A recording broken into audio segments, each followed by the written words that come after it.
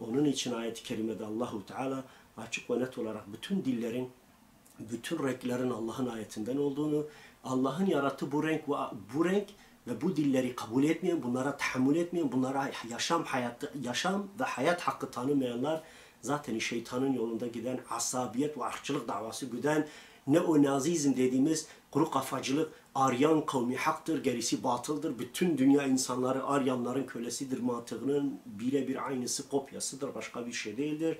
Nitekim başka bir ayet-i kerimede Allahu Teala bütün insanların, özellikle mümin olan insanların birbirlerinin kardeşleri olduklarını, renklerinin, dillerinin, örflerinin, adetlerinin, kültürlerinin farklı olması bile Allah'ın bir lütfu olduğunu, amaç ve gayenin onların kaynaşma ve kardeşlik temelleri üzerine bir şey inşa etmek olduğunu söylüyor. İnnemel müminûne ihvatun diyor. Muhakkak ki istisnasız bütün müminler kardeştirler. فَأَصْلِحُوا بَيْنَ اَخَوَيْكُمْ ve kardeşlerinizin arasını bulun.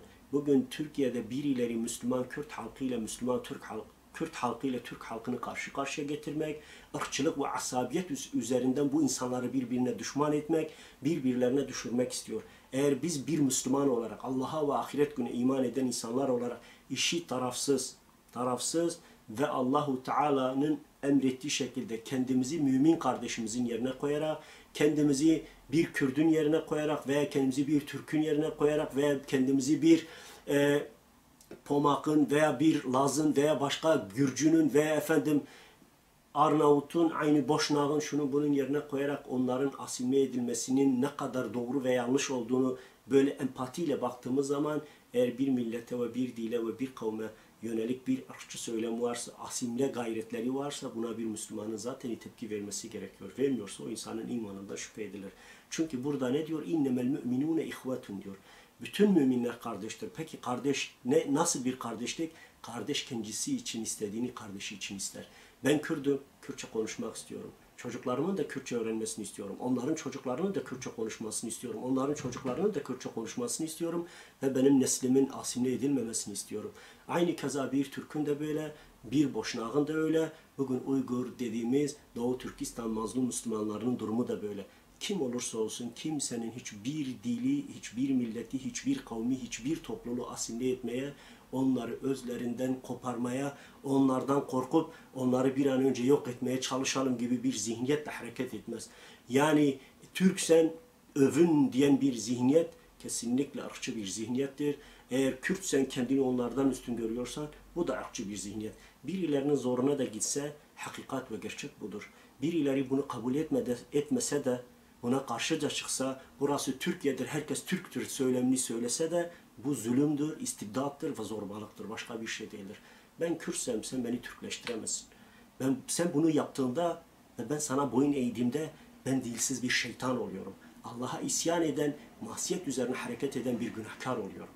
Sen de bunu yapmakla şeytanın Adem Aleyhisselam'ın karşısında Allahu Teala'ya sen beni ateşten yarattın, onu ise kirli topraktan yarattın. Ateş topraktan üstündür. Ben ondan üstün olduğum için ona saygı duymuyorum demeye getiriyorsun ki sen de o zaman şeytanın çizgisinde ve yolunda gidiyorsun. Onun için kardeşlerim buna çok dikkat etmek lazım. Çünkü ayet-i kerimede فَأَصْلِحُوا بَيْنَ اَخَوَيْكُمْ kardeşlerinizin arasını bulun ve takkullah Allah'tan korkun لَعَلَّكُمْ تُرْحَمُونَ mutlaka eğer Allah'tan korkar, hak ve hukuka riayet ederseniz Allah'ın rahmeti ve bereketi üzerinizde olur. Hucurat Suresi 10. ayet-i kerimede. Bir de Nebi Aleyhisselatü Vesselam çok güzel bir hadisi var. Aslında mümin bir Kürdün, mümin bir Türk'ün, Müslüman bir Gürcü'nün, Müslüman bir Laz'ın veya başka bir milletten olan Müslüman bir topluluğun kendisi dışındaki dilleri konuşan kardeşlerine, Müslüman İslam dairesinde olan kardeşlerine karşı sevgisinin, muhabbetinin, hak ve hukuk riayetiyle alakalı çok sağlam güzel bir hadis. Bu hadis Bukhari'de, 7'de, Müslim'de, 71-72'de, Tirmizi Kıyam 59'da, Nesai İman 19-33'te, İbn-i Mecah Mukaddime 9'da bunu böyle diyor. Ne diyor? La yu'minu ahaddukum. Sizden bir kimse mümin değildir. Hatta yuhibbu li ahihi ma yuhibbu li nefsihi. Kendi nefsi için istediğini mümin kardeşi için istemediği müddetçe o gerçek anlamda mümin değil. Ya Allah rızası için ben size sorayım. Bir zamanlar 1986-87'lerde ben çocuktum. Belki 10-11 yaşlarındaydım. İyi hatırlıyorum. O dönemde özel televizyonlar yoktu. Star gibi, şumbun gibi yok. Sadece TRT vardı. TRT 1, 2, 3 öyle bir şey vardı. Orada sürekli Bulgaristan ve Yunanistan'da mazlum Türklere yapılan asimilasyon anlatılıyordu. Ve burada ajitasyon, ailelerinden koparılan, dilleri zorla ellerinden alınan, mülteci kamplarda Yunanlaştırılan, Bulgarlaştırılan çocuklardan zorla dayatılan, dilden, İslam'dan koparmadan bahsedip ajitasyon yapıyorlardı. Ve insanlarımız televizyonun önünde gözyaşları akıtıyorlardı ama çok garip. Aynı haksızlık ve zulüm ve zorbalık da Doğu ve Güneydoğu'da Kürtlere yapıyordu. Onların da dilleri yasaktı. Köylerin isimleri Türkçeleştirilmiş. Her şeyleri ellerinden alınmış. Asimile ediliyor ve çok garip bir şey. Hiç kimse demiyordu ki ya biz burada başkalarının biz Türklere yaptığından bahsediyoruz. Bunun için gözyaşları akıtıyoruz. Peki biz niye Doğu ve Güneydoğu'da Müslüman Kürt kardeşimize aynı zulmü yapıp onları da asimile etmeye çalışıyoruz? Zorla Türkleştirmeye çalışıyoruz. Bunu hiç kimse sormadı. Çünkü sormama sebebimiz bizim gerçekten İslam'ı hakkıyla bilmeyişimizle alakalıdır. Allahu Teala asabiyeti ve ırkçılığı ebediyen yasaklamış ve bu yolu sürdüren insanlar Allah'a ve Resulüne ihanet edenlerdir. Bakın kardeşlerim, başka bir ayet-i kerimede Hucurat 13'te Allahu Teala ne buyuruyor? Ya eyyuhen nasu inna halaknakum minezzekari vel untha ve cealnakum şu'uben ve kabaile lita'arrafu inne ekramukum indallahi etkakum innallaha alimun habir diyecek.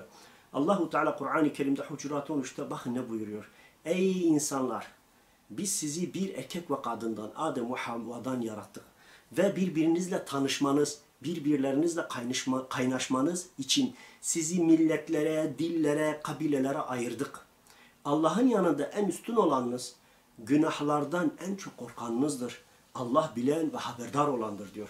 Bakın dikkat ederseniz Allahu Teala'nın Kürtçeyi ve Türkçeyi, Arapçayı ve Gürcüceyi, Lazcayı ve Pomakçayı veya Arnavutçayı, Slavca veya Aryan veya Samiri veya Altay dilleri, bunları yaratmasındaki amacı milletlerin birbirleriyle tanışmaları, kaynaşmaları, birbirlerine karşı hoşgörü ve kardeşlikleri olarak tarif ediyor. Ama maalesef bugün şeytanın kışkırtması ve şetimiyle biz aksini yapıyoruz. Ne yapıyoruz? Dilleri övünç sebebi görüyor, başka milletleri ezme sebebi görüyoruz ve kendimiz dışında kimseye merhamet göstermiyoruz. Hatta bazen hatırlıyorum böyle Türkçü söylemlerde bulunan, aslında kamal söylemlerde bulunan bazı Türkçü sitelerinde rastlıyorum. Bütün dünya Türk olsun. İngilizler de diyor bütün dünya İngiliz olsun. Çinliler de diyor bütün dünya Çin olsun. Böyle diyerek bütün dünyayı kaosa, zorbalığa ve zulme itiyorlar. Başka hiçbir şey yapmıyorlar. Yoksa bütün dünya kardeş olsun, herkes dilini ve kültürünü, örfünü korusun. Aynen Osmanlı İslam Devleti'nde olduğu gibi Kürt Kürttür, Kürtlüğünü yaşıyor, Türk Türktür, Türklüğünü yaşıyor, Ermeni Ermeniydi, Ermeniliğini yaşıyor. İslam devleti onların dillerine, kültürlerine, medreselerine, eğitim dillerine, hiçbir şeylerine karışmıyor. Herkes kendi içinde özel ve 600-700 yıl kadar beraber bu insanlar hiçbir ırkçı faaliyette bulunmadan yaşadılar. Ne zaman ki Jön Türkler Fransız devriminden, o ulusal devrimden, o milliyetçi, ırkçı, laik, dinsiz devrimden sonra o ulusalcılık dediğimiz bir tek millet kavramı yeryüzüne hakim olmaya başlayınca artık kaoslar ve fitneler körüklenmeye başladı. Neden? Çünkü biri dedi ki ben Türk'üm, öbürü dedi ben de Kürt'üm. Biri dedi ne mutlu Türk'üm diyene, öbürü dedi sen mutlusun da ben mutsuz muyum? O da dedi ki ne mutlu Kürt'üm diyene. Peki sonuç? Sonuç sadece kaos ve terörizm oldu. Başka hiçbir şey olmadı.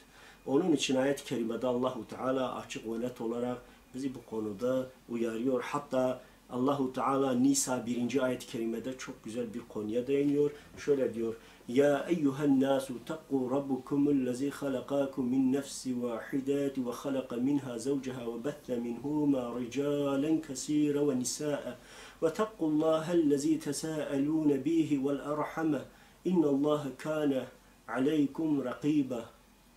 Ey insanlar! Bakın dikkat ederseniz çok garip. Irkçılık ve milliyetçilikle alakalı, insanların tek anne ve babadan gelmesiyle alakalı ayetlerin hepsinde hitap ey insanlardır. Ey insan, ey beni Adem diye Allahu Teala bize sesleniyor. Ey insanlar, sizi bir tek nefisten yaratan, ondan eşini yaratan ve onun ikisinden birçok erkek ve kadınlar üreten Rabbinize karşı takvalı olun. Birbirinizden yararlanasınız diye akrabalık bağını kurun Allah'a karşı takvalı olun. Kuşkusuz Allah sizi gözetleyendir diyerek Allahu Teala Nisa 1'de Müslümanları merhametli, hoşgörülü, kardeş. Bugün Kürtle Türk iç içe girmiş, akrabalık bağları var. Benim bugün eşim Türktür, başka kardeşimizin Kürttür. Veya yani böyle bir iç içe girmiş, iki millet neredeyse birleşmiş Kürt ve Türk dünyada beraber zikredilirken hala bu ülkede birileri Kürtleri asimile etmeye çalışıyorsa, Kürtçeyi yok etmeye çalışıyorsa, Kürtlerin haklarını ve hukuklarına riayet etmiyorsa, o zaman dış güçler diyoruz ya, dış mihraklar, bugün NATO'dur, Amerika'dır, Rusya'dır, Çin'dir ve başka fitne peşinde koşanların her zaman kaşıyacak bir ülkede yarası varsa orayı sürekli deşer, kaşırlar ve bizi kışkırtırlar.